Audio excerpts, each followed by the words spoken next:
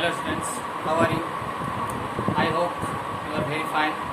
मैं आशा करता हूँ लोग सभी ठीक हो गए। आज हम जो टॉपिक शुरू करने जा रहे हैं वो एक नया चैप्टर शुरू करने जा रहे हैं क्लास 10th का ट्रिग्नोमेट्री। क्लास 10th का trigonometry, some applications of trigonometry. और ट्रिग्नोमेट्री में जो टॉपिक है, जो चैप्टर है, वो चैप्टर है हमारा हाइट एंड डिस्टेंस।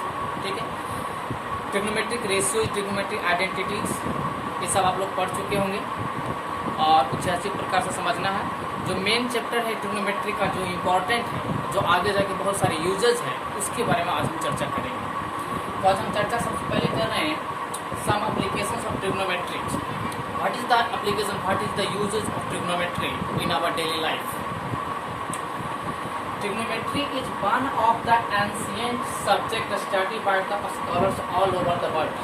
Trigonometry कोई नया चैप्टर नहीं। Trigonometry एक प्राचीन समय से चलता हुआ आया चैप्टर है, जो पूरी दुनिया के विद्वानों के द्वारा यूज किए जाता था और आज भी यूज किए जाते हैं बड़े पैमाने पर। The use of trigonometry in arose astronomy by astronomers. Trigonometry का जो यूज है वो पहले और आज भी खगोल शास्त्रियों द्वारा, एस्ट्रोनोमर के द्वारा यूज किया जाता था to find the distance between the planets, to find the distance between the earth and moon, earth and stars, earth and suns, it is also use in geography and navigation. तथा इससे का उपयोग हम geography में भी करते हैं। We use the trigonometry with reference of mapping position of island related to the longitude and latitude. हम लोग ज्योग्राफी में एक टॉपिक पढ़ते हैं अर्थ के बारे में। अर्थ में लॉन्गिट्यूड और लैटिट्यूड्स होते हैं, तो वो लॉन्गिट्यूड्स और लैटिट्यूड्स के संदर्भ में भी ट्रिग्नोमेट्री का उपयोग मैपिंग बनाने में करते हैं, हम लोग नक्शा बनाने में यूज करते हैं।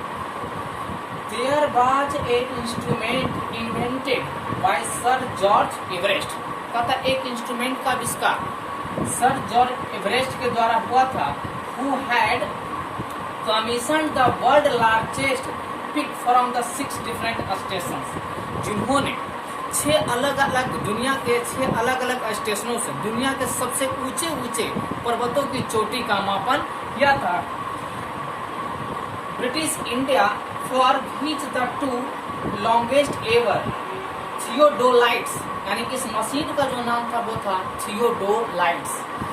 इन 1852 सबसे पहले इंडिया में इसका उपयोग हुआ। The theodolites are nowadays display in the Museum of the Survey of India in Dehradun. मतलब थियोडोलाइट्स जो इंस्ट्रूमेंट था, जो सर्वेयर के द्वारा, मतलब सर्वेक्षक के द्वारा जो उपयोग किया जाता था, वो इंस्ट्रूमेंट आज इंडिया के देहरादून के म्यूजियम में रखा हुआ है। तो इंडिया के देहरादून के म्यूजियम में रखा हुआ है आज। जो उसके बाद surveying machine instrument is based on the principle of trigonometry for measuring angles with the rotating telescope. कहता है सर्वे मशीन का उपयोग टेलीस्कोप के माध्यम से, यानी टेलीस्कोप को रोटेट करके हम एंगल निकालने का उपयोग करते थे। यानी एंगल निकालना अगर हमें आता था तो थियोडोलाइट्स जो मशीन है, उस मशीन को टेलीस्कोप के माध्यम से हम विभिन्न प्रकार के एंगल्स निकालते हैं। तो चलिए अब शुरू करते हैं। जो हमारा मेन पॉइंट्स है हाइट एंड डिस्टेंस का, वो कौन कौन सा है। सबसे पहला पॉइंट है लाइन ऑफ साइट। ठीक है, सबसे पहला point line of site. The line of sight is the line drawn from the eye of an observer to point in the object viewed by the observer। जैसे line of site कहने के मतलब अगर कोई टावर इस प्रकार से खड़ा है और यहाँ से जो व्यक्ति यहाँ पर इस टावर के पॉइंट को देख रहा है, तो ये जो हमारा पेन है, यानी ब्लू वाला, ये जो हमारा पेन है, ये जो लाइन सेगमेंट है, यही हमारा क्या होता है, लाइन ऑफ साइट होता है। ये हमारा लाइन ऑफ साइट होता है। यानी किसी भी परिस्थिति में ऑब्जर्वर जब किसी वस्तु को देखता है तो वो जो झुका हुआ जो लाइन होता है, वही लाइन क्या कहलाता है, लाइन ऑफ साइट कहलाता है।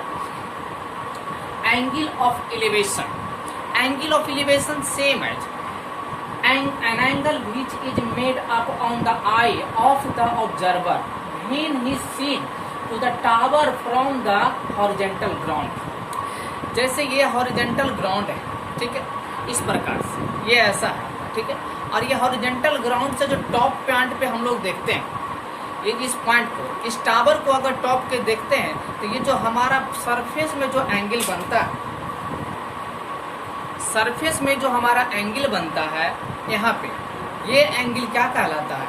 ये जो पेन हम रख रहे हैं यहाँ पे, ठीक है, ये जो यहाँ पर एंगल बन रहा है, ये एंगल ऑफ एलिवेशन कहता है। यानी कोई वस्तु, ये टावर है और यहाँ से हम वस्तु को देख रहे हैं इस पॉइंट पे, तो जो हमारा हॉरिजेंटल प्लेन होता है, लाइन होता है, ये लाइन जो आगे बढ़ेगा और ये पॉइंट यहाँ के जो मिलेगा उसको लाइन ऑफ साइट कहते हैं। तो लाइन ऑफ साइट और हॉरिजेंटल लाइन जहाँ पर मिलता है उस पॉइंट पे एक एंगल बनता है, वो एंगल हमारा क्या कहलाता है? Angle of elevation.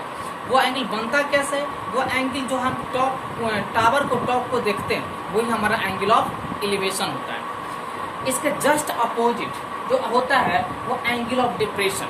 यानी यहाँ हम खड़ा हैं, अगर कोई बिल्डिंग से उस पार अगर किसी वस्तु को हम देखना चाहते हैं तो यहाँ से जो हम किसी वस्तु को देख रहे हैं, वस्तु नीचे रखी हुई है, यानी ऊपर बैठकर, या जैसे किसी बिल्डिंग के ऊपर बैठे हुए हैं और वहाँ से हम किसी वस्तु को देखना चाह रहे हैं, तो यहाँ से जो वस्तु हम देखेंगे, यानी ये जो एंगल बनेगा यहाँ से, यहाँ पे जो एंगल बनेगा वो एंगल ऑफ डिप्रेशन होगा किसी वस्तु को देखने के लिए। An angle which is made up by a person when he looks from tower, या टावर के ऊपर से नीचे की वस्तु को, या किसी बिल्डिंग के ऊपर से नीचे की वस्तु को देखना, वो क्या कहलाता है? Angle of depression. यानी हमारे पास यहाँ जो एंगल ऑफ डिप्रेशन है वो है ये, ठीक है, यानी ये एंगल ऑफ डिप्रेशन और ये एंगल ऑफ डिप्रेशन सेम होंगे। और ये तुम्हारा क्या होगा? Line of site. ये जो लाइन ऑफ साइट होगा डाउनवर्ड होगा, क्योंकि हम ऊपर से देख रहे हैं नीचे की ओर। एंगल ऑफ एलिवेशन में क्या देखे थे? नीचे से ऊपर की ओर देखे थे। ये लाइन ऑफ साइट अपवार्ड होगा, यानी ये तुम्हारा एंगल जो थीटा है वो एंगल ऑफ एलिवेशन है। यहाँ पर जो एंगल थीटा है वो क्या है? एंगल ऑफ डिप्रेशन है। सिंपल एक लाइन में हम समझ सकते हैं कि जब किसी वस्तु को नीचे से ऊपर देखते हैं तो हमारे आंख पे जो एंगल बनता है वो एंगल ऑफ एलिवेशन होता है, ठीक है।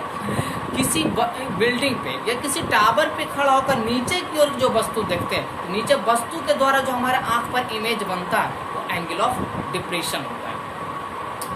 एक एग्जांपल हम दे रहे हैं यहाँ पे, एनसीईआरटी का एग्जांपल नंबर 1 है।